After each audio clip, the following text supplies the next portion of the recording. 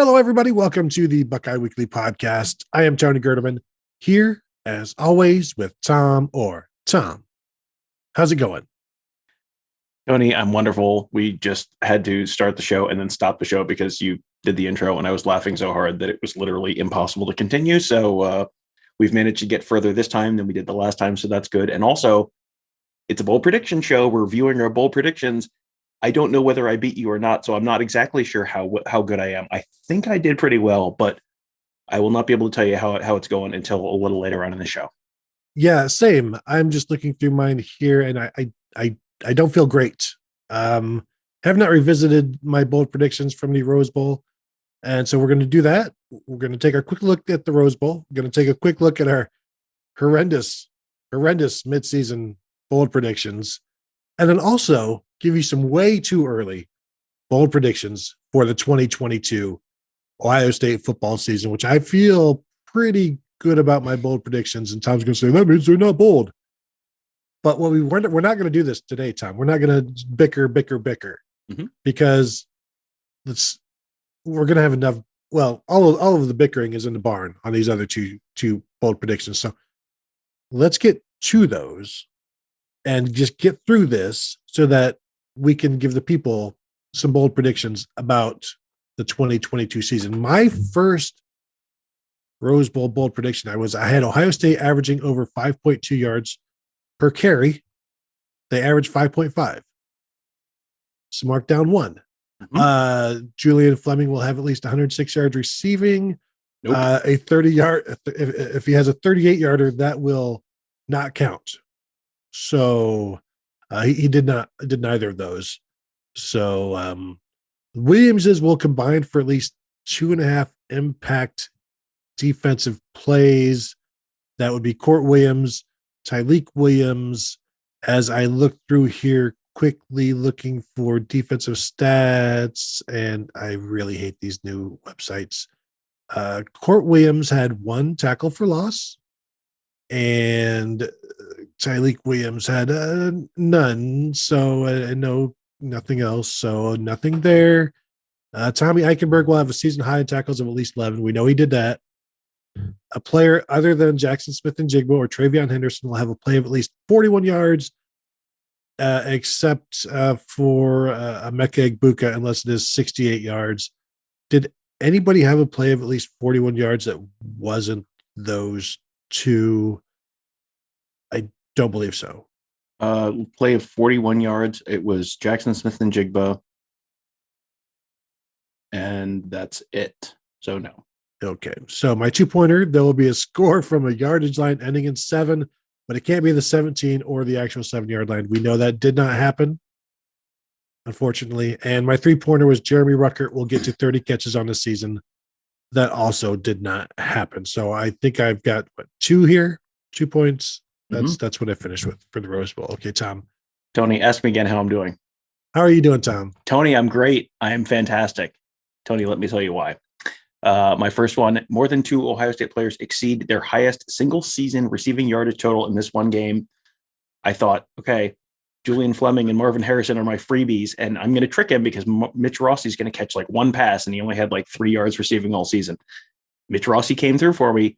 Marvin Harrison came through for me. Julian Fleming came in with 74 yards. He finished with 35 yards. No. So that was a no. Ohio State's record for passing yards in the Rose Bowl, 297 by Arch Leister and 3 touchdowns by Dwayne Haskins. I said CJ Stroud will break both of those records. 298 yards passing, 4 touchdowns passing, except from the 32 to the 40-yard line. I am not going to go back and count, but CJ Stroud broke both of those by a comfortable margin. So what about the touchdowns? The touchdowns, well, they scored touchdowns of 25, 50, 52, 8.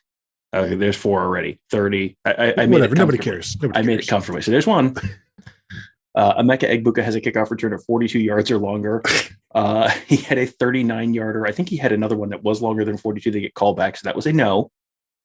Ohio State averaging 14, or Ohio State would had to average 16.1 yards per point or worse. They ended up at 14.2, which is still pretty bad because they went up and down the field. And even though they scored a lot of points, they still did not end up with as many as they should with the number of yards they had. Ohio State does not fair catch a kickoff in the first half, including the opening kickoff of the second half, because you were worried like, oh, what if they don't get a kickoff? It's like, oh, friend, let me introduce you to the Ohio State defense. They had plenty of kickoff return opportunities in the first half. Not a one fair caught. That's two. So, hey, we're tied. As long as nothing else goes wrong for you, I'm sure we'll finish tied. Ohio State has only lost one fumble all season. CJ Stroud against Penn State. I picked them to lose at least one. You said they can't recover more of their own than they do. And great news, Jaxon Smith-Njigba fumbled into the end zone. Utah recovered. It was the only fumble of the day. 2 points, 4-2 win. I picked TreVeyon Thomas to have 177 yards rushing. He narrowly missed that by 110, very close, nearly hit it, but 4-2. Speaking of things that weren't particularly close, 4-2 win. Put it on the board. All right, let's go mid-season predictions. You mentioned that these were not great, and one of the reasons that these were not great was we were both planning on sort of projecting more than 13 games for Ohio State, and they did not play more than 13 games, in fact. So yes, if you put another 2 games on these, I think we hit a lot of them that we did not hit. So I had TreVeyon Henderson beating Maurice Claret's freshman season by 200 yards. He beat it. He did not beat it by 200 yards. So that was a no. Henderson had him with 23 rushing touchdowns in the season. No, he ended up with 15. Had him beating Eddie George's 314 yards in a single game this season. No, he did not do that. Did hit 58 receptions for all 3 of the leading receivers, Chris Olave, Garrett Wilson, Jaxon Smith-Njigba, all with 58 or more receiving yards, or 58 or more receptions. So that was a yes. That was 1 point. Picked Emeka Egbuka to have a kick return touchdown. And boy, there were like 3 or 4 times that I'm like, yep, this is definitely going to be it. I see him running free, and then somehow it didn't ever happen. So that one was sad. Wilson, Olave, and Jaxon Smith-Njigba all with 1,000 yards receiving. Again, boy, if Chris Olave had just played in the Rose Bowl, would have hit that one for 2 points. He did not, so I did not. But Tony, who's there to bail me out? 3 points. Ohio State punter Jesse Merker goes the entire season without having a touchback and a punt. He did it. 3 points. Boom. That's 4 for me there. Tony, how's it going? Not so great, Tom. Yeah, I didn't get any. Okay, TreVeyon Henderson will finish with at least 1,770 yards rushing. That seems like a lot. In fact, it was too many. Buckeyes will have 3 1,000-yard receivers. I had that one as well for some reason. The Bullets will have more touchdowns than tight ends other than perhaps Jeremy Rucker. I did not finish writing that one out. Now, Confused. that did happen, but not over the second half of the season. Emeka Egbuka is going to bust one. Turns out we did not define what that meant. Well, I had touchdowns. The tiebreaker was I had touchdowns of 85 to 95 yards on kick returns, and you had 96 and above, and also below 84, I believe. Because that was one that we both were like, this is absolutely going to happen. Did it happen? Well, we're all out of time. So thanks for joining us. Ronnie Hickman will double his touchdown total. He did not. My 2-pointer was OSU will beat every Big Ten opponent by at least 14. They did not. 3-point bonus, Jack Sawyer will lead the Buckeyes in sacks over the second half of the season.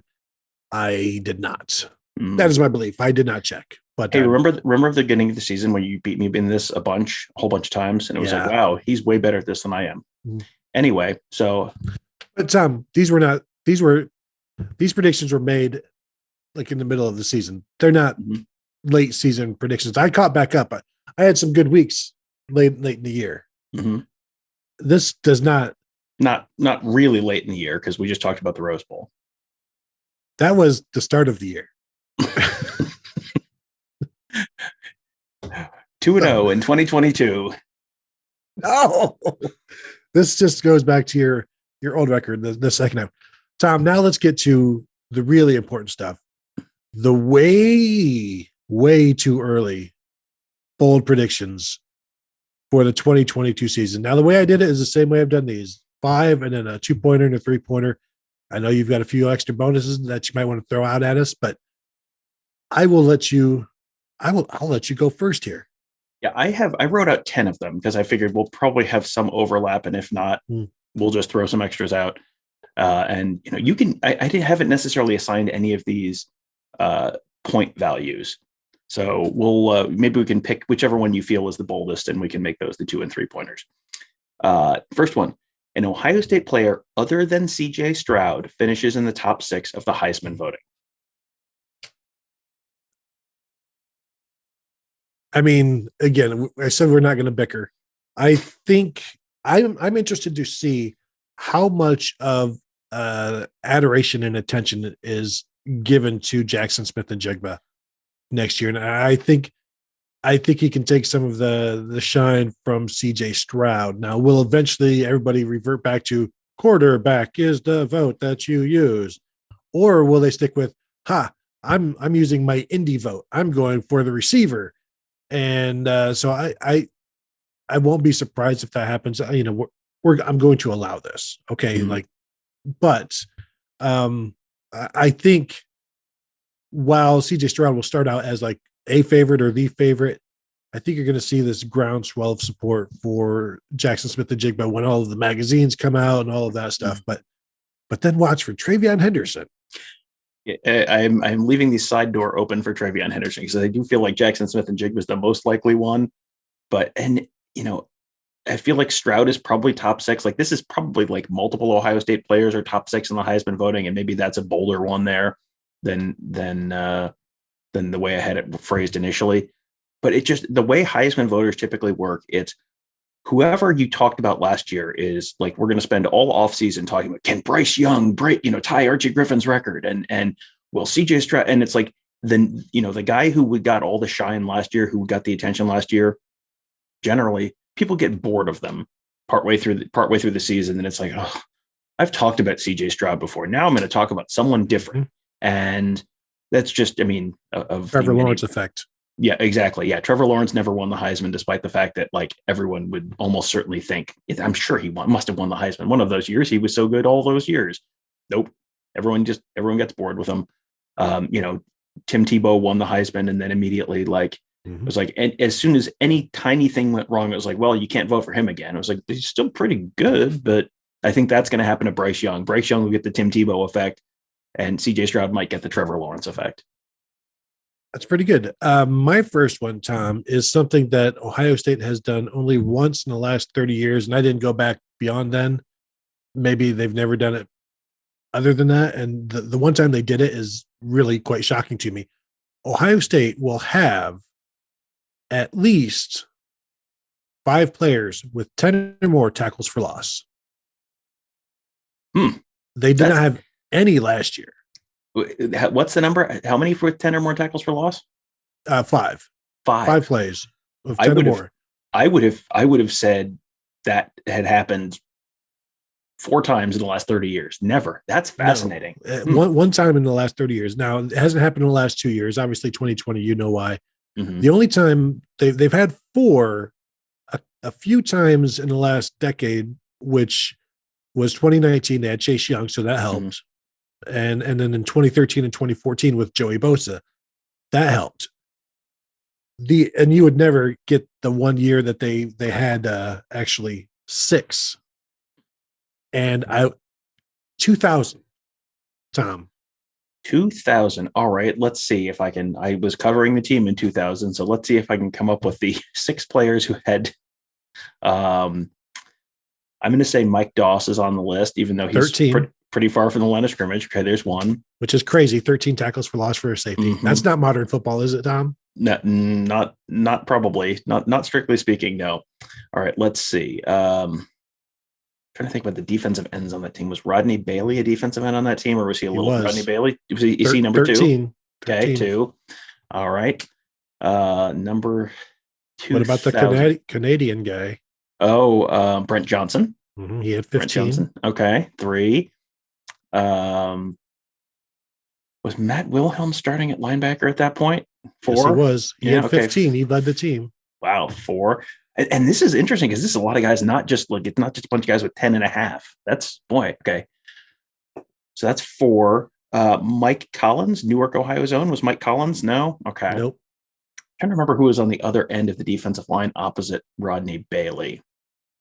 You're going to want linebackers here, Tom. Linebackers here. Okay. So linebackers next to Matt Wilhelm in 2000. This is a season that I have not spent a tremendous amount of time thinking of since the moment the clock hit 0 in the Outback Bowl.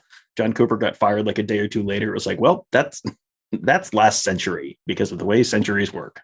We're not thinking about that anymore. Jim Tressel's here now. Linebackers on the 2000 Ohio State team.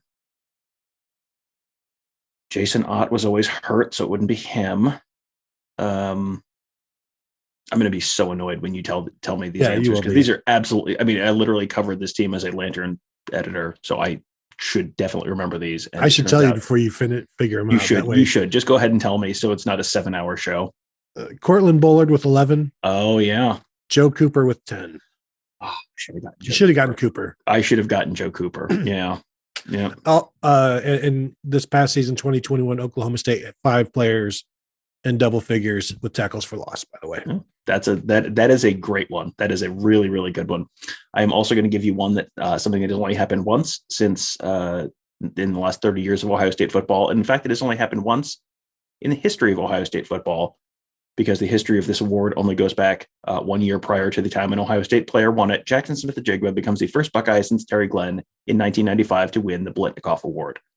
I had no idea that the Blitnikoff Award only started in 1994. I looked that up. I was like, I want to make sure. I think it was Glenn was the only one.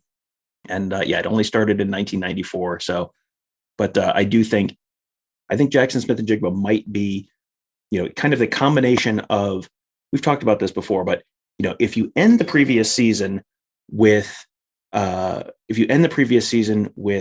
a lot of hype, a lot of conversation around you, like he's going to be on magazine covers and that kind of stuff, just based on the way the voting works for these awards, you generally need to get a lot of you get a lot of attention from sports writers during the off season. Then everyone remembers your name, and then it sticks out when you do something later. That feels like that's going to be something he might benefit from this year. So I will say Jaxon Smith-Njigba wins the Blitnikoff Award. Bold prediction by choosing the favorite to win an award to win that award, Tom. But I am interested because he came out of nowhere, like nationally. People didn't know who he was. And then obviously everybody does. So that's going to carry a lot of weight. 95 catches this past season. If you're playing 15, like does he have 120 catches next year, or do things like kind of calm down? I don't know that they can calm down. Like I'm not expecting he should have 8 catches a game next year. I mean, that's why wouldn't he? Yeah, it feels like he should be someone. I mean, you talked to Ryan Switzer a few years ago about, like, in the lead up to Ryan Broyles. Oh, Ryan Broyles, sorry. Yeah, in the lead up to Oklahoma, not North Carolina. Ryan Broyles in the lead up to Garrett Wilson being the slot receiver at Ohio State, and just like the crazy number that Ryan Broyles put up, it feels like you could have a lot of those with Jaxon Smith-Njigba this year. I also have a receiver-centric prediction for my number 2. Marvin Harrison sets the Ohio State single-season touchdown receptions record. It is currently 17, held by Terry Glenn in 1995. I'm saying he does one more than that, at least. And this is a guy who we saw, I mean, when he starts, he's averaging 3 touchdowns a game. So over the course of 15 games, you're talking, 45 touchdowns. But in all seriousness, though, like Jaxon Smith-Njigba has not necessarily been the end zone target. Now, he had 3 touchdowns in the last one, but those weren't in the end zone. Those he'd catch it at the 40 and then take it into the end zone. Whereas Marvin Harrison is kind of your red zone guy that just throw it into the end zone, back shoulder, fade, whatever. I think he can be a guy that is used there a lot. And this, again, I'm going over the course of 15 games because that makes for bigger numbers. But I think you give him 15 games, I wouldn't be shocked to have 18 touchdowns out of that. That's a lot. That is a lot. And that's one that, I mean, that's like, I picked TreVeyon Henderson to have 23 touchdowns in the middle of the season. And then he ended up with like 15. So, numbers that sound reasonable this far out can end up not being reasonable for one way reason or another. But I mean, it seems reasonable, but yeah, that's a lot of touchdowns, but you're right. I mean, all your thinking is all correct. Like he is going to be the guy who they're looking to in the red zone. And can they run the ball in the red zone? If they can't run the ball in the red zone, that's a lot of 4-yard touchdown receptions, which do still count. No matter how many yards they are, they do count for 6 points. Plus, you get to kick the ball and try and make a 7th point. But we know CJ Stroud ain't going to run the ball. Yeah, of all the things that we know, that is definitely one of the things that we know. Yes, but no, I think this is a good one because this is it is reasonable to think that it could happen. But also you're picking him to break a school record. So, and it's not like he's the only receiver on the team. There are plenty of other guys, and TreVeyon Henderson. I'm going to get to Ohio State running the ball in short yardage in just a second. So, maybe TreVeyon Henderson picks up a bunch of those inside the 5 kind of touchdowns. But no, I do like this one a lot. I think it's this is fairly bold and but not completely crazy either. Yeah. All right, next one. Ohio State was 52nd in the country in power success rate last year. So ranked 52nd in the country. That is just the percentage of runs on 3rd or 4th down, 2 yards or less to go, that achieved either a first down or a touchdown. So it's 3rd and 2 or 4th and 1 or 4th and goal from the 2. How many times did they actually convert that? They were 52nd in the country with 72.4% in 2021. I think they are substantially better, top 20 in the country in that category this year. That was kind of the one real weakness last season in terms of the offensive line. And I think when you get, we're talking about swapping Matt Jones in on the offensive, in the guard spot, you're probably putting like a Donovan Jackson or a Harry Miller somewhere on the interior of that line. I feel like you're probably going to get a little bit more push with kind of more traditional guard bodies in there. Another year of development for Luke Whippler. Just feel like the interior of the offensive line should be probably better in terms of moving the ball on the ground in short yardage. And TreVeyon Henderson is more comfortable doing it now and has a year of experience. I like that one. I think that would be welcomed by all Ohio State fans. I'll say that, and even more welcomed by the Ohio State coaches. And not so much welcomed by Marvin Harrison and those who have predictions about Marvin Harrison touchdowns, but that's neither here nor there. So yeah, that's a good one.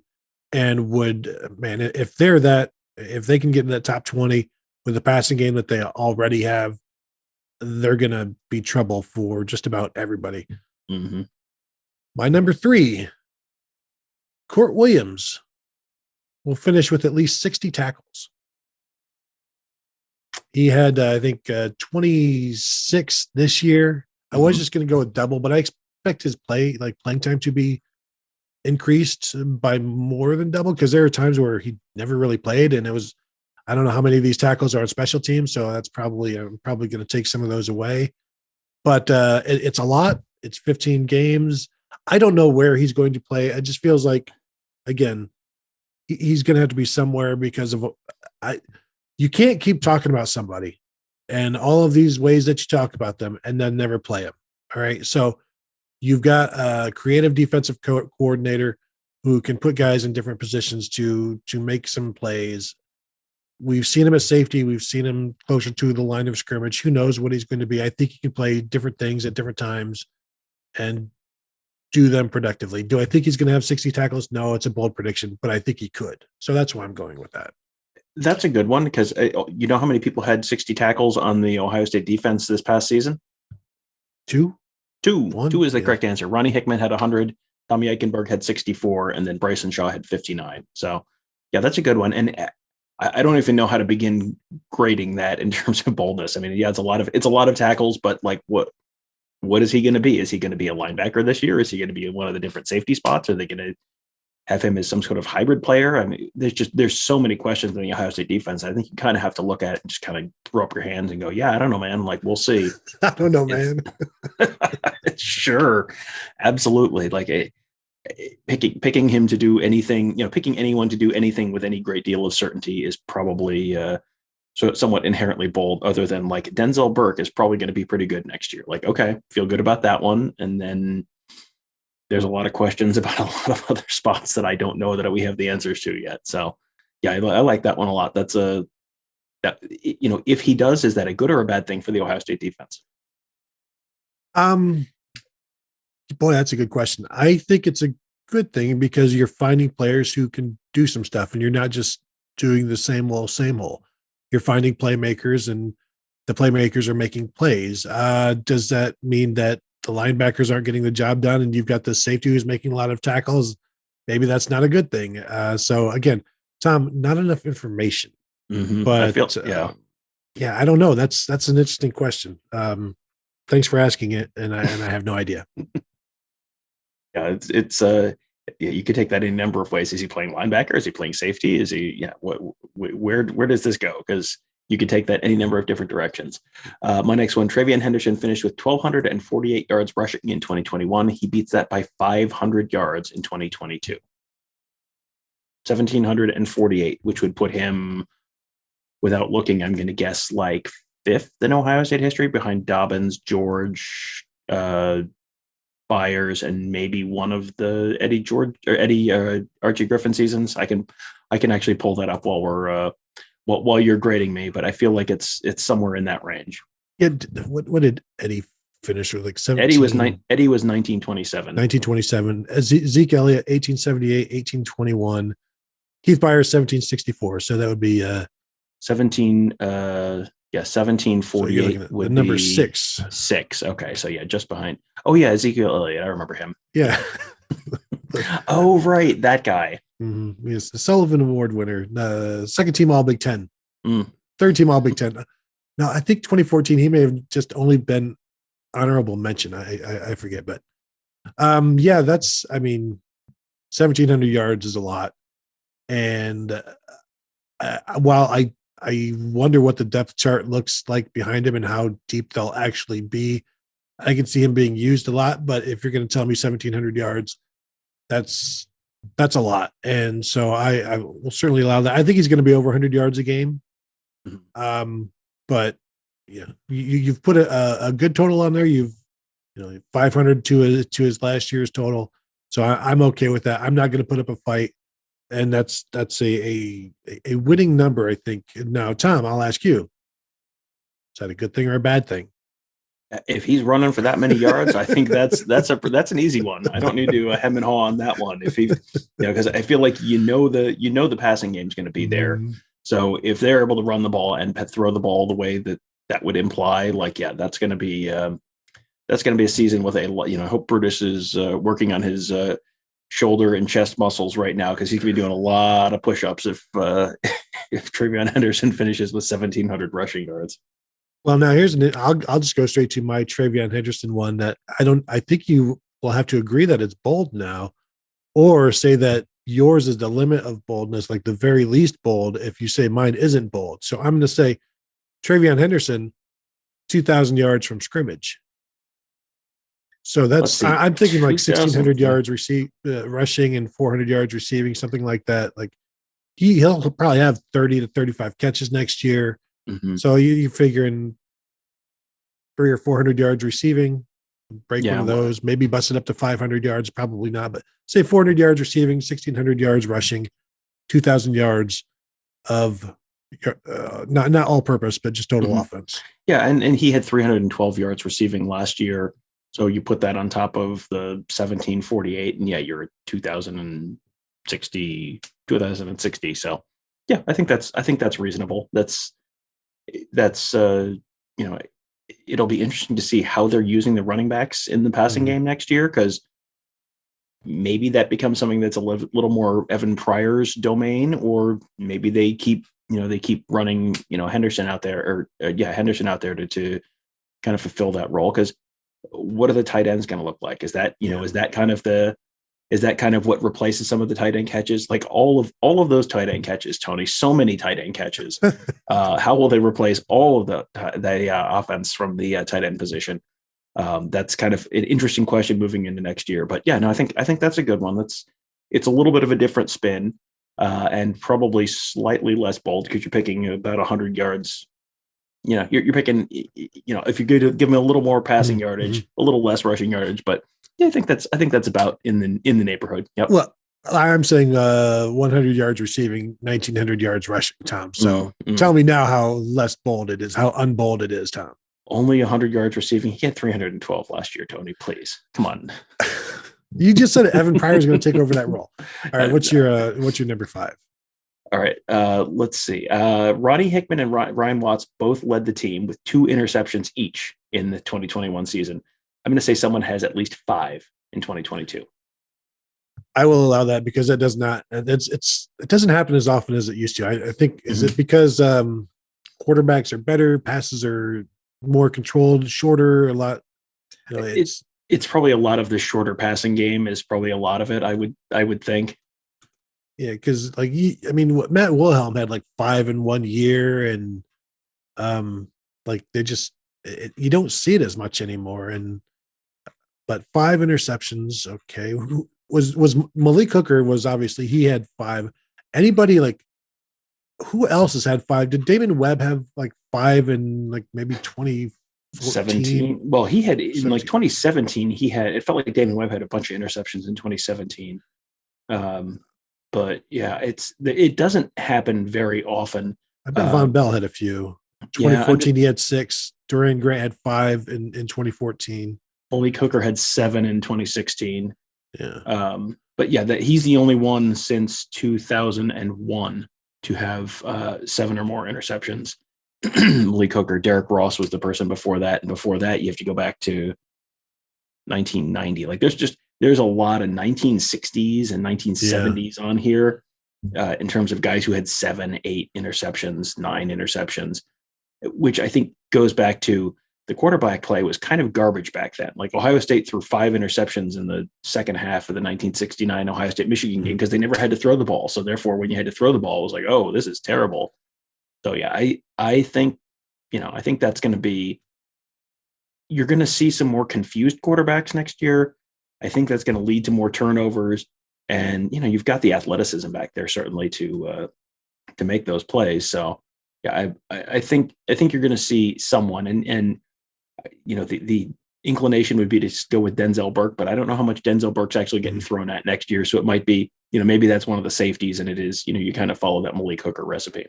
Well, and Damon Webb as a safety had 5 in 2017. But so who was the last? Was Derek Ross the last actual corner with 5 interceptions in a season for the Buckeyes? Because you don't see a lot out there.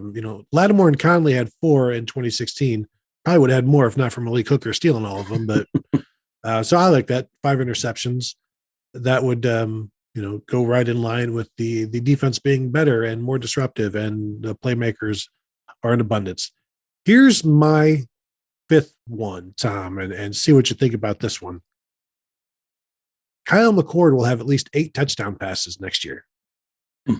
Now, when you look at backup quarterbacks throwing touchdowns over the years at Ohio State, they generally chug. Surprisingly, do you know how many he had in 2019? He had 6 as a backup. That is probably the high watermark, because anybody else, you look at like Kenny Guyton in 2013, he had 14, but many of those came as a starter. 2015, you had JT Barrett and Cardale Jones. Cardale Jones had 8, so many of those came as a starter. Obviously, Barrett had 11, many of those came as a starter. Cardale Jones only threw 7 in 2014, but even then, those were all as a starter. So I'm saying just through the course of the games, because there's going to be some blowouts and you're still going to want to get Kyle McCord some action.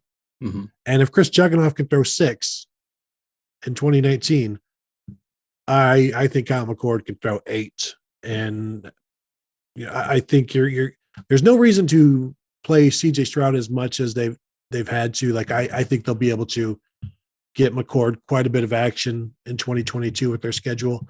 May not be against Notre Dame, although it may be. But I like 8 touchdowns. That's bold. That'd be perhaps a record for an actual backup quarterback at Ohio State.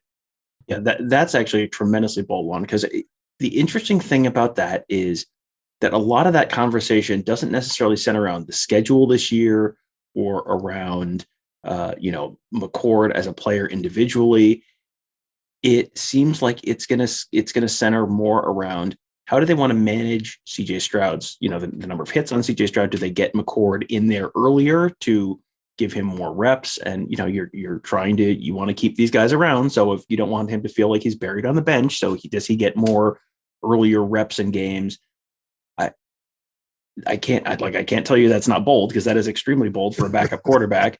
You're also one CJ Stroud injury away from that being pretty much an automatic yes. But yeah, that's an interesting one. But I do think I've got to allow that one for sure, because I think he only had 2 last year, and that probably came to start. He got to start a game last year. So generally when you're coming in garbage time, you're not going to get a lot of passing touchdowns, just because of where game state and the fact that you're generally in the run the clock out kind of mode. But yeah, that's an interesting one, but I could absolutely see it happening, because he's because of both of the things I just mentioned. He's probably in there a little bit earlier than normal, and you do want to get him ready, because he is the next man up, and he's got to be ready to step in if Stroud gets hurt. He's got to be ready to step in and potentially take that starting job in 2023, because the Quinn Ewers thing, the Jack Miller thing, like those guys aren't around anymore. So there's no question who the number 2 guy is going into this fall. So,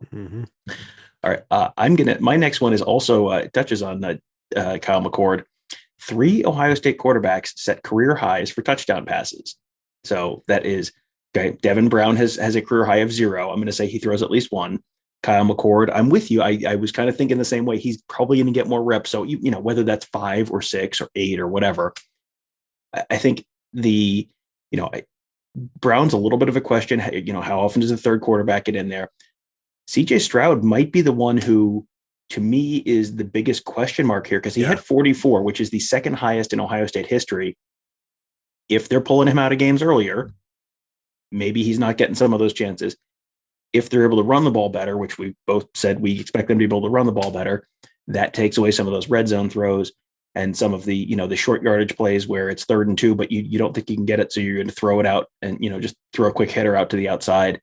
So 3 Ohio State quarterbacks set career highs for touchdown passes. That would require CJ Stroud to hit 45, Kyle McCord to hit 3, and Devin Brown to hit 1.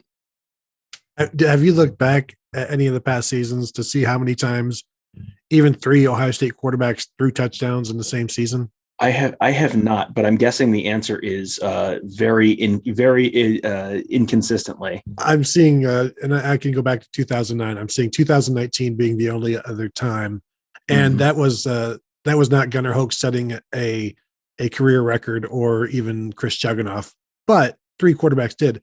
Now you do have instances of like 2014 where you had 3 players throwing a touchdown pass. One of them was Evan Spencer. The same thing with DeVere Posey back in 2009. So I agree. I should rephrase this to 3 Ohio State players set career highs for touchdown passes. Jordan Hall in 2010 threw a touchdown pass. No, Tom, we're gonna stick with this initial bold prediction, because while it doesn't sound all that bold, when was the last time a true freshman threw a touchdown coming off the bench for the Buckeyes? Because I know people say Kyle McCord, but his 2 touchdowns came in a start last year. Yeah. 2019, no. 2018. Tate Martell redshirted, and he wasn't even you can go back and look, and really you might have to go back to like Terrell Pryor, the last time a true freshman threw a touchdown coming pass off the bench. So and because I think everyone probably thinks, well, Jack Miller certainly must have thrown a touchdown pass last year. Nope. The 3rd string quarterback last year, 7 for 14 for 101 yards, no touchdowns. That's it. And it's not like the walk-ons get a chance to play. So you really, I'm thinking this might end up being, I had not assigned a 2 or a 3-pointer. This might actually end up being one of the 2 or 3-pointers, just because it's one of those things that's like deceptively unlikely to happen. Well, because I'm thinking, Devin Brown, obviously he's going to throw at least 1, but then you look back in history and you're like, well, how? I mean, not how. Obviously, we know how.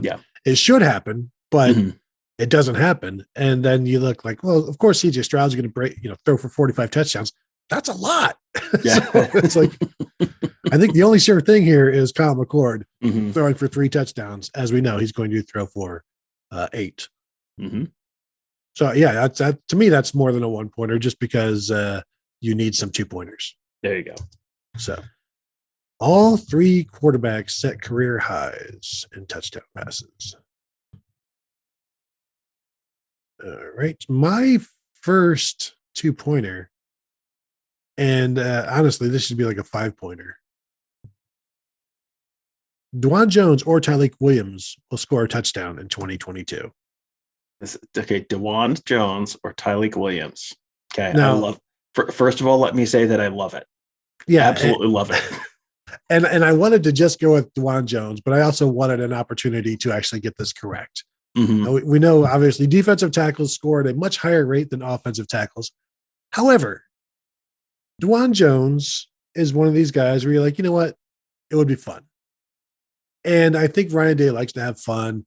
Ohio State offense would like to have fun. Maybe that's one of those, hey, this is a fun thing to do. It doesn't have to be against Michigan, although wouldn't that be fun? So I'm like, the gamble is Dwan Jones. The fallback is Tyleik Williams. Obviously, neither are likely to happen, but that's what makes this a 2-point bold prediction. Yeah, and I have a related one that we'll get to in just a second that I had sort of penciled in as probably this is one of the bolder ones. But yeah, I like these a lot. It happens more than you'd think. I mean, Haskell Garrett scored. He scored on an interception and a fumble return in the last couple seasons. Jerron Cage scored on a fumble return last season. Draymond Jones had, I think, a couple pick sixes. He had at least one pick six against TCU that I remember. So it's not like unheard of for an interior defensive lineman to score. Robert Landers, of course, should have scored. Spiritually did score in 2017 at Indiana. So Devon Hamilton had a touchdown. I'm just looking through all of these. Yeah. So this is not completely unheard of. And man, that would be fun. I would. Yeah, if Dwan Jones is tackle eligible, like I feel like the whole stadium is going to know what's coming and it's not going to matter. And they're just going to be so excited to see it happen. Like there's nothing more fun than like 350-pound dudes scoring touchdowns. Like, I'm sorry, that is the absolute pinnacle of college football. I'm just looking back from like 2015 to 2021. So that's 7 years. I think there have been 6 defensive tackle touchdowns for the Buckeyes. So, maybe it's not so bold. Yeah, but I mean, you know what? Like, think about it. There's 6. How many of them did I come up with off the top of my head? Like, they're all so memorable. They're so cool. Like, those stick out to you in a way that like other plays don't. And you see teams do the tackle eligible thing. Like, all season, I was sure Donovan Jackson was going to score one at some point because he, they had him in jersey number 41 starting with the first game of the season. Like, oh man, here it comes, and it never happened. So, Ryan Day, you owe us a big man touchdown. Don't let us down. All right, what you got? All right, I'm going to take this as my. We can decide which of these is a 2 and which of these is a 3. But Sonny Styles participates in a touchdown. So I'm defining participates in a touchdown as either scoring the touchdown himself, blocking a kick that gets returned for a touchdown, or forcing a fumble that gets run back for a touchdown. That's certain. Whether you want to go 2-point or 3-point, you're picking out a particular player. It's a true freshman, an early enrollee freshman. Yeah, and he's exactly. He's a year young, so he does not have a position per se. But I guess one position I think he could very well be involved in is special teams, and certainly a guy who could perhaps come off the edge or up the middle with the length that he has. I can't not allow this. I'm shooting down so many people on their Sonny Styles hype for 2022 about, why Alabama has a linebacker starting and why can't Sonny Styles start for Ohio State? And it's like, well, the Alabama linebacker is 6'4", 245 pounds. Like Sonny Styles is like 6'4", 215 pounds, still, filling out and trying to figure out what he's ultimately going to be. But so I like that. I will allow that. That would be fun to see that and to see him out there. Because Tom, at this point, do you almost have to play him so that you get 4 years, or you get right as much time out of him as possible? You're not redshirting him this year doesn't do you any good. He's not going to be here for 5 years, so you might as well play him and go from there. Because I'm going to simultaneously say this dude's going to participate in a touchdown and also shoot down the Sonny Styles. Like, going to start immediately hype. Like, no, This prediction was based on a high school game that Tony and I watched a couple of years ago, where it was like every time the opposing team punted, I was like, oh my gosh, he's going to block this punt. Like every single time, like Sonny Styles is going to block a punt this year at some point. Or, when they're playing, I don't even remember who the garbage teams are this year. Rutgers. They'll be up 60 something to, 3. And it was, Ryan Watts scored a pick 6 touchdown last year on, in one of those kind of plays. Like he'll be playing with the second or third string defense at some point in the closing minutes, and someone will throw a stupid interception or someone will get strip sacked or something. Like it'll be something like that. I'm not picking Sonny Styles to start a game this year. I'm not picking Sonny Styles to have more than 10 tackles this year or anything like that. It's just like he is the kind of freakish athlete that when you were in the closing minutes against a lesser opponent, the athleticism is going to shine through and he will make a play against Rutgers punt unit or Maryland's punt unit or someone like that. Well, even look at Craig Young's pick 6 this past year, where end of the game, quote unquote garbage time, and throw him out there and see what happens. So I like that one.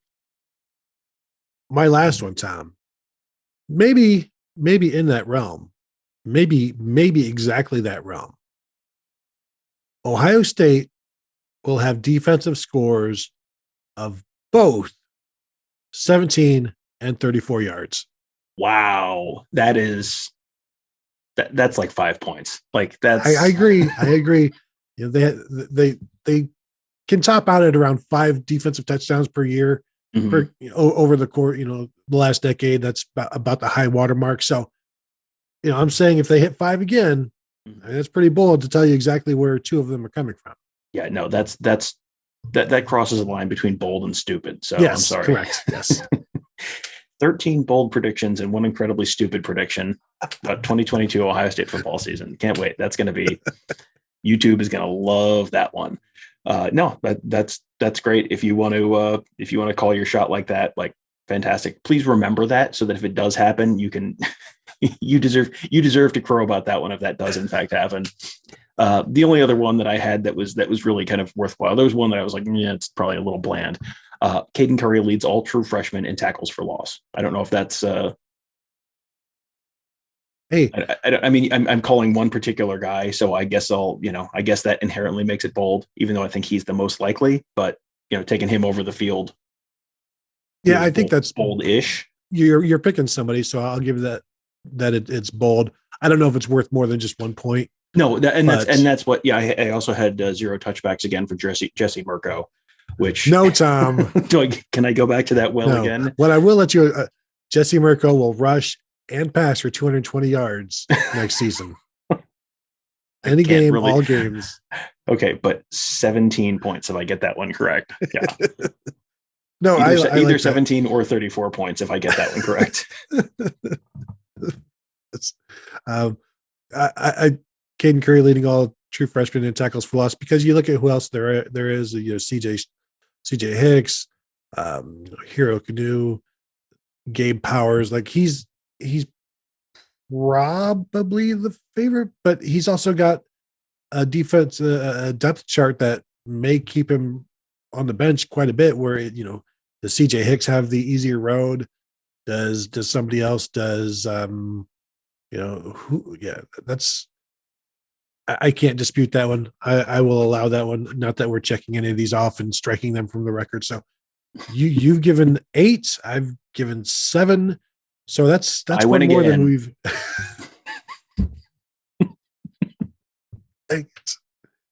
So do I need to come up with no? 15 is fine. We can still title it 14, because really, your first 4 or 5 aren't that bold. So anyway, Tom. Anything else before we go? My boldest prediction: Tony will eventually lose so much that he learns to lose gracefully in 2022. That's worth 7 points. Yeah, because that's not going to happen. Now losing gracefully is different than losing like exhaustedly. Like I don't want to do this anymore. Just take it here. I don't want to talk about this anymore. I just want to go. That's not graceful at all. So just because I don't put up a fight doesn't mean it's graceful. Like, okay, so I can be defeated and still very angry about it, just so you know. And don't you accuse me of losing gracefully. Don't you ever do that. That's not how I was raised. It's not how I operate. So that will do it. Bold predictions for the 2022 season. Way too early. We'll see whether these come true or not. I know some of them will, probably most of mine.